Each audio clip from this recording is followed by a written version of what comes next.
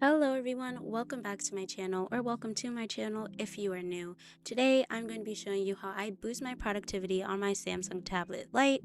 We're going over S Pen shortcuts, Samsung Notes, and etc. Links to all the apps and timestamps for these sections are in the description, just in case you would like to download. So the first thing we're going to be going over is the S Pen shortcuts that come with your S Pen. So in order to utilize these, you're going to want to click that little pen icon that appears when you click your pen to the screen. And then you're going to go to the Add Shortcut button.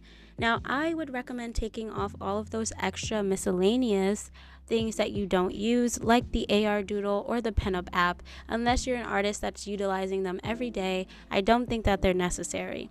However, I do recommend keeping the rest that comes set and adding a couple of your own. For example, I kept the notes and I also added forest and classroom, which is what we're going to be talking about later in this episode. Sorry. So as you can see, they're up and they appear on my shortcuts, and every time you want to use a shortcut, you just click on it and it'll follow the command. For the ones you add, they'll open up your app because of course they aren't necessarily shortcuts. And as you can see here, you kind of just doodle on the little notes thing that pops up. And from here, you can open up your notes or switch to a different note just in case you're in class and you need to view something relatively quickly. This is the place to do it. So the next thing we're going to be covering is the actual Notes app, or my school notes, where I take my notes and recap for the rest of the day.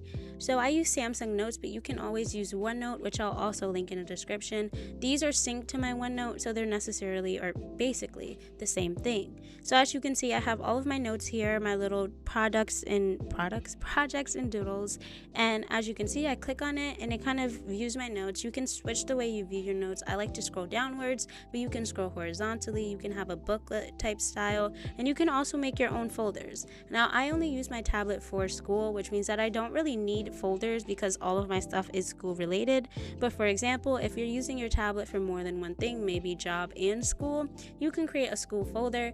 And if you want to be even more organized, you can create different subject folders. However, of course, I only use different things. I usually use my tablet for school. And then I'm showing you my little import PDF button, which allows you to import your PDFs. For example, if you're taking a language class, I know a lot of them use worksheets, and so you can input your PDFs here. Or if you're reviewing for a test, you can even upload it on previous test to your tablet and utilize it here.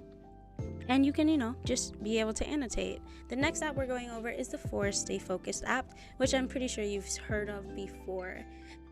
So this kind of utilizes your productivity time management. So I'm just going over like the little intro because I did reset my tablet for this video just so that we have a fresh slate. So as you can see here, it kind of just shows you that you build your little forest and you develop work patterns by growing your little trees, and it does utilize like I think one permission, but other than that, you're able to set your time and you're able to grow really cute trees depending on how long you grow it.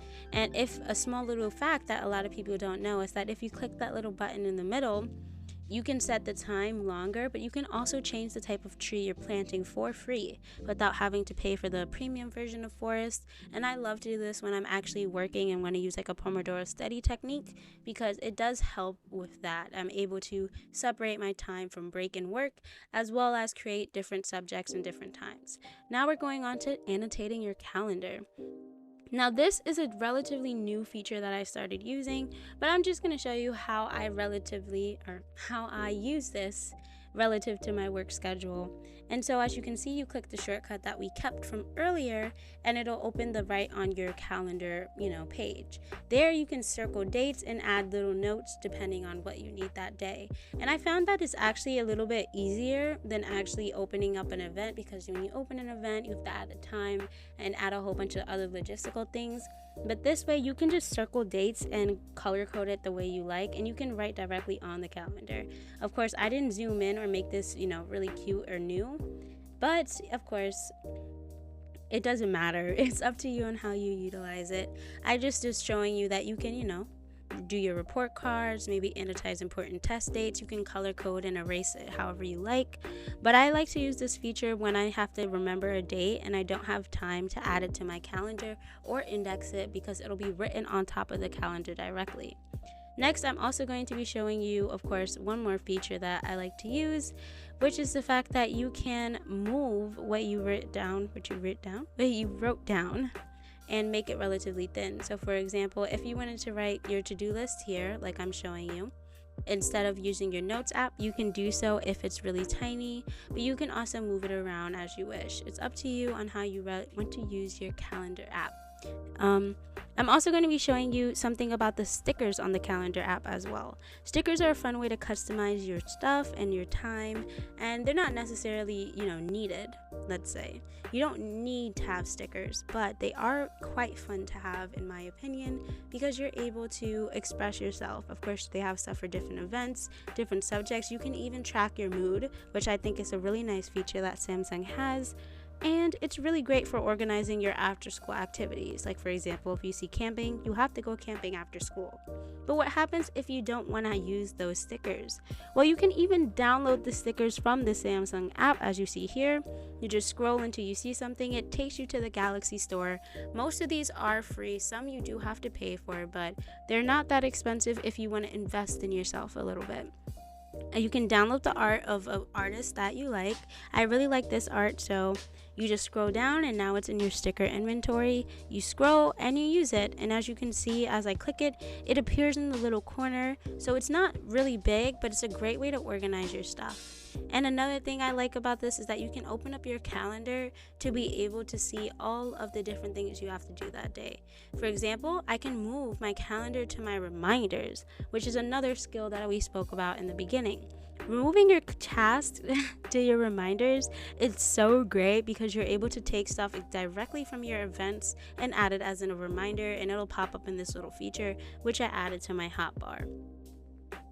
Next, we're going to write on the screen. Now this is relatively useful if you're virtual, or you're giving a lecture, or someone's talking too fast and you don't have enough time to just get over it, or maybe your professor sent you the notes.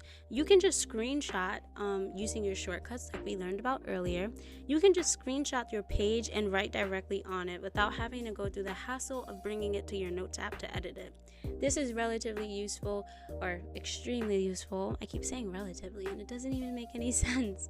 Anyways, this is extremely useful when you're on a Zoom call and say your professor puts up the notes for 5 seconds. You can just screenshot the notes and take extra notes on top of those notes and then transfer it to whatever notes app you want.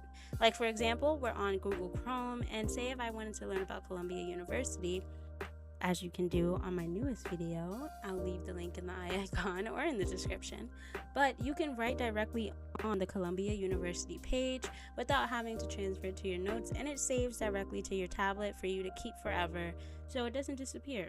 And you see, guys, I'm able to circle and add annotations. It's so useful, and I do recommend these for students that either are taking online classes or just are too lazy to copy notes, because I agree that it is a lot of work sometimes. And of course, you can erase, change the color, and a really fun fact is that you can share it anywhere you want. And you can use this, for example, when you have homework due. The teacher puts up the PDF of the homework. You screenshot that PDF, write directly on it, and submit it to Google Classroom, and it just saves you so much time. And that is the end of this video. I am going to share some miscellaneous tips. Set your screen time if you use a lot of other apps on your tablet / you use your tablet for non-school purposes. Use your calendar to set reminders and events, and you can use your notes app as flashcards on Quizlet from uploading them, or you can download other apps for notes. And if you like this video, please subscribe for more. I do have another tutorial setting up my screen for my tablet. So if you like the vibes of my tablet and you want to have that aesthetic, you can watch that video. And I will see you all next time.